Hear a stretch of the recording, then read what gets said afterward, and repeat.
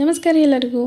ಮನೆಯೊಳಗೆ ತರಕಾರಿ ಮಾಡೋಕೆ ಆಗಿಲ್ಲ ಅಂದ್ರೆ ಅಥವಾ ಮನೆಯೊಳಗೆ ತರಕಾರಿನ ಇಲ್ಲ ಅಂದಾಗ ಏನು ಮಾಡೋದಂತ ಚಿಂತೆ ಆಗಿದ್ರೆ ಒಂದ್ಸಲ ಈ ವಿಡಿಯೋನ ನೋಡಿಬಿಟ್ಟು ಉಳ್ಳಾಗಡ್ಡಿ ಚಟ್ನಿನ ಮಾಡ್ಕೊಳ್ರಿ. ಅಗದಿ ಕ್ವಿಕ್ಕಾಗಿ ಟೇಸ್ಟಿಯಾಗಿ ರೆಡಿ ಆಗುವಂಥ ಈ ಉಳ್ಳಾಗಡ್ಡಿ ಚಟ್ನಿ ರೊಟ್ಟಿಗೆ, ಚಪಾತಿಗೆ, ದೋಸೆಗೆ, ಬಿಸಿ ಅನ್ನಕ್ಕೆ ಎಲ್ಲದಕ್ಕೂ ಸೂಪರ್ ಕಾಂಬಿನೇಷನ್ ಅಂತ ಹೇಳ್ಬೋದು ರೀ. ಒಂದ್ಸಲ ಟೇಸ್ಟ್ ಮಾಡಿದ್ರೆ ಮತ್ತು ಮಾಡ್ಕೊಳ್ಬೇಕು ಅನ್ನಿಸ್ತೈತೆ ರೀ. ಅಷ್ಟು ಟೇಸ್ಟಿಯಾಗಿರ್ತೈತೆ ರೀ. ಬರೀ ಹಾಗಿದ್ರೆ ಈ ಉಳ್ಳಾಗಡ್ಡಿ ಚಟ್ನಿ ಯಾವ ರೀತಿ ಮಾಡೋದು ಅಂತ ಹೇಳಿ ನೋಡೋಣ. ಇಲ್ಲಿ ಮೊದಲಿಗೆ ನಾನು ಒಂದು 3 ಉಳ್ಳಾಗಡ್ಡಿನ ಸಣ್ಣದಾಗಿ ಕಟ್ ಮಾಡಿಬಿಟ್ಟೆ ತೊಗೊಂಡ್ರಿ. ಒಂದು 2 ಹಸಿಮೆಣ್ಸಿಕಾಯಿನ ಕಟ್ ಮಾಡಿಬಿಟ್ಟೆ ತೊಗೊಂಡ್ರಿ. ಒಂದು 8ರಿಂದ 10 ಬೆಳ್ಳುಳ್ಳಿ ಹೆಸಳು, ಸ್ವಲ್ಪ ಕೊತ್ತಂಬರಿ ಸೊಪ್ಪನ್ನ ಸಣ್ಣದಾಗಿ ಕಟ್ ಮಾಡಿಬಿಟ್ಟೆ ತೊಗೊಂಡ್ರಿ. ಈಗ ಇದನ್ನೆಲ್ಲನೂ ಒಂದು ಬೌಲಿಗೆ ಟ್ರಾನ್ಸ್ಫರ್ ಮಾಡ್ಕೊಳ್ಬೇಕಾಗ್ತೈತೆ ರೀ.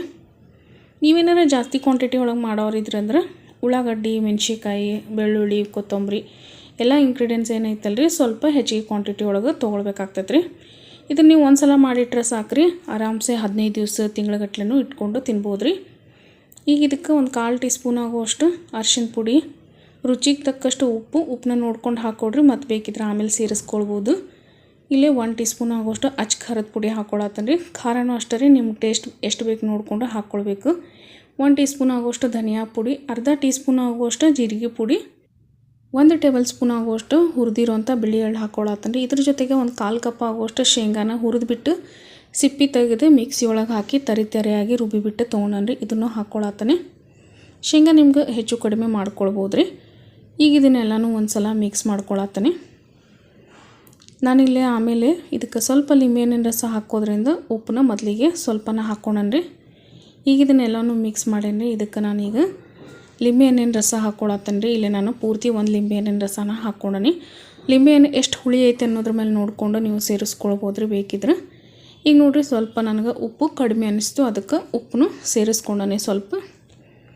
ಈಗ ಇದು ಮಿಕ್ಸ್ ಮಾಡಿದಾಗೈತೆ ರೀ. ಇದಕ್ಕೀಗ ನಾನು ಒಂದು 1/4 ಕಪ್ ಆಗುವಷ್ಟು ಬಿಸಿ ಎಣ್ಣೆನ ಹಾಕ್ಕೊಳತ್ತೇನೆ ರೀ.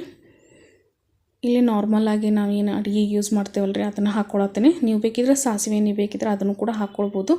ನೋಡಿರಿ, ಈ ರೀತಿ ಕಡಕ್ಕಾಗಿ ಕಾಸ್ಬಿಟ್ಟು ಹಾಕ್ಕೊಳತ್ತೇನೆ.